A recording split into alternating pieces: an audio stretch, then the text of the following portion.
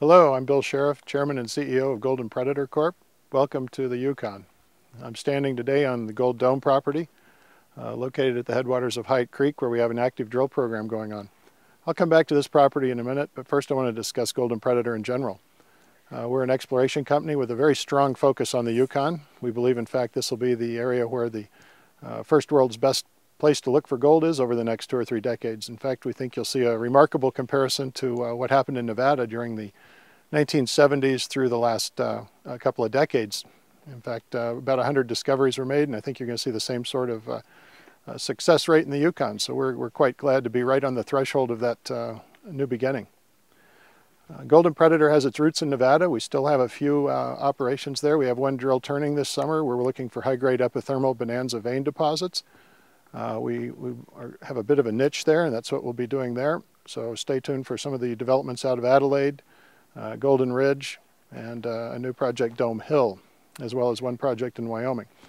These are all fairly small, very focused programs because the bulk of our exploration is on the Yukon, where we see the future of the company to be evolving. A couple of things I would like to point out while I'm on Nevada, is the royalty trust. It's certainly a foundation. Right now we're getting in excess of $1.5 million a year off of royalties. Most of these royalties go back quite some time to the Lyle Campbell Trust in the early 70s. These are take-in-kind, pay-in-kind royalties. 2 of them are with Barrick. One is with Midway Gold, and one is with U.S. Gold on Tonkin Springs. If you look out a number of years, 3 to 4 years out, we're looking at substantial increases in production as Midway's announced production plans for the Pan deposit, where we have a 4% gross royalty. And the Barrick Bald Mountain mine is likely to go into production in that same time frame. So if you're making certain assumptions and you look out, we should certainly have an excess of $10 million a year of revenue coming in from the royalty package. Just to touch lightly on Nevada, now I'll move into the Yukon. The Yukon, as I say, is our focus. It's our bread and butter. It's where we plan to build the company and turn it into a mid-tier gold company. One of the key assets we have here, and I'm not going to belabor the point of the board of directors, it's in your materials and in the PowerPoints that are available, but we're very, very fortunate to have Pierce McDonald, a former premier of the Yukon, on our board, and the Yukon is such a special place that someone with his expertise and navigating the governmental situation here is certainly very much a benefit that we enjoy. We have 6 properties that we're actively drilling in the Yukon this year. The first one I guess I should talk about is the one that we just news released this past Monday, and that's the Cynthia deposit. It's in east central Yukon. It's a rather large property, about 220 claims, which is located about 3/4 of the way to the Northwest Territories from Mayo, or from Keno, which you may be more familiar with. It's a property that has not seen any drilling. It's a very exciting property with 2 kilometers by 2 kilometers of intense alteration, silicified limestones, gossinous areas cut by a number of veins with rather remarkable gold mineralization, typically 1 to 4 grams in rock chip samples, up to 16 grams in select samples of rock. And we're quite excited to get a mobilized drill program on that just as quickly as possible. Get into some of our lead projects where we're currently drilling. Gold Dome, where I'm addressing you from today. You may see hole 22 in progress behind us. It's a diamond core hole that's being drilled right now on the Hawthorne zone. You may also see the Tom zone in the background, and you may be able to see our camp in the background as well. We'll be drilling here. We've been drilling for several weeks, and we'll be drilling certainly through October, and may very well drill year-round here depending upon the results. We do have road access to this property, which is a major benefit for us as well. Enables us to bring in RC drilling, which we're conducting over the ridge behind the camera at this point. Gold Dome's roots go back quite a ways. Placer gold was originally discovered here in 1906 and has been in continuous production ever since, yet there's no known source to the mineralization. This is very important, and you see that pattern repeat itself throughout the Yukon. A number of our projects are very similar with important placer deposits and no known source. Excuse me. The placer gold here does drain the dome that we're standing on. This dome was recognized in 1980 as a mineralized dome, and yet there are only 65 drill holes to date on the project, not counting the ones we've put in this year. That's very little drilling for a property in 30 years, especially one this large. The anomaly here is over 30 square kilometers, and the property position is in excess of 150 square kilometers. Just a couple of other projects I certainly want to highlight while we're here at Gold Dome in the Yukon. Not too distant from us is the Clear Creek project, another one of these sourceless placer deposits that indeed is draining a dome that has coincidentally 65 drill holes on it, and a large number of those, probably a third of them, actually bottomed in a gram per ton or better. Relatively shallow drilling. We're just wrapping up our 6th diamond core hole there of oriented core so that we can determine the preferred orientation to mineralization, and then we're going to follow that up with a rather significant RC program. Hope to build on an existing historic resource of lower grade material by a previous operator. Here again, very, very limited drilling, so we're quite encouraged by that. Drilling is also going on as we speak at a Brewery Creek project located near Dawson City. This former producer produced almost 300,000 ounces of gold between 1996 and 2002 when it was closed due to low gold prices. We've gone back in. The mine property is reclaimed. However, importantly, they did leave the production license and the water license intact, so we're permitted to resume operations there. We have an existing 43101 resource of just shy of 300,000 ounces. We have a two-pronged approach at Brewery Creek. We're looking for a deeper mixed oxide and mixed sulfide deposit, somewhat analogous to the International Tower Hill deposit over in Alaska. The other focus of our program is certainly to expand the oxide resource that's already in existence at Brewery Creek with an eye to resumption of production in a few years. One of the projects that we picked up recently was the Grue Creek project.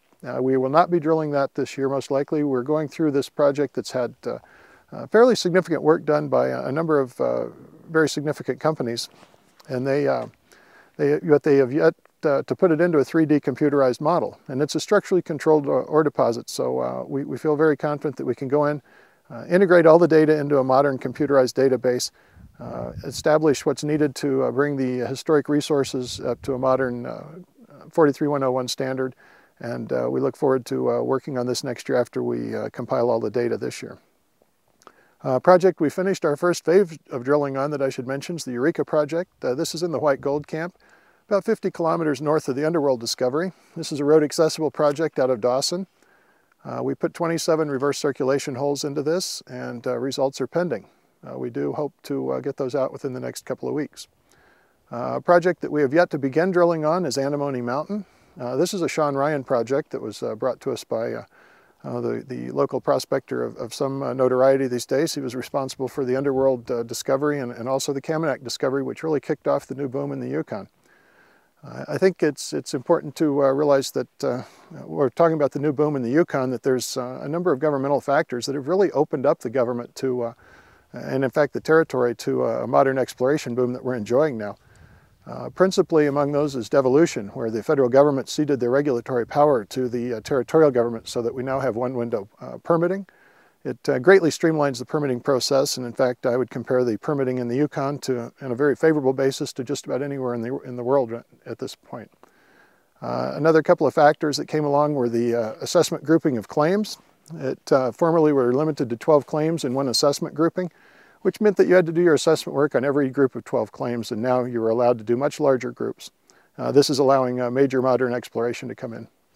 And third, of course, is First Nations land settlement agreements, which have been enacted by 11 of the 14 First Nations in the Yukon, and that has also increased the territory's vision in terms of going forward in the mining business. One thing I would like to mention, we are a founding member of the Yukon Gold Mining Alliance. This is something that is a group of 7 companies that have 43101 resources in the territory. And we've come together to actively promote the Yukon and encourage you to take a look at all of our materials, which are available in our booth here as well as in your material package. And do your own due diligence, but stop by the booth and talk to us. In closing, I'd like to give you a few statistics on the stock itself. We currently have 62 million shares outstanding, a market cap of just shy of 35 million, have about 9 million in cash and equivalents, and we trade on the Toronto Stock Exchange under the symbol GPD, and we have significant shareholders, Front Street, Sprott Asset Management rather, and US Global are all listed on insider filings, and management itself owns about 10% of the stock as well. I encourage you to take a look at the Yukon and our properties in particular. I think you'll be impressed and look forward to having you as shareholders. Thank you. I'd like to take this opportunity to introduce a couple of our important staff members here. Mr. Corwin Coe is the Vice President of Exploration for Canada, and in between us is Ms. Joanna Hodge, Exploration Manager for the Yukon.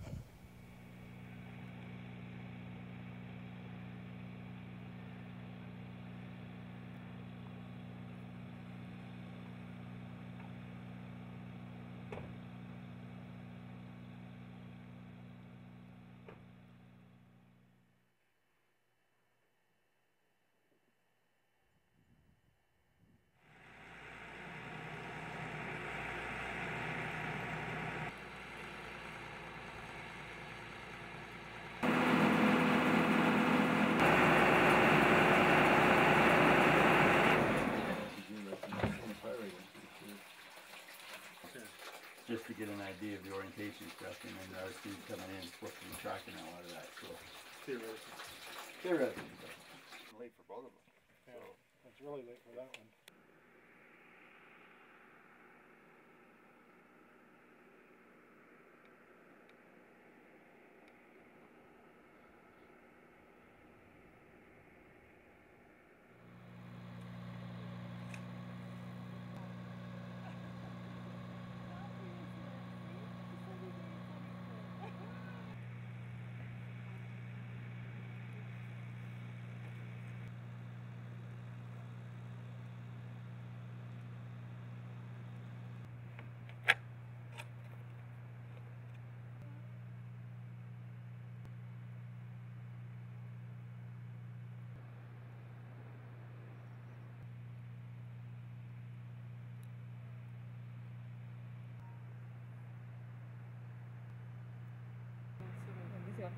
I can actually show you. I haven't had a chance to show you. You use the microscope. You see really nice. Ended on everything now, or? Yeah.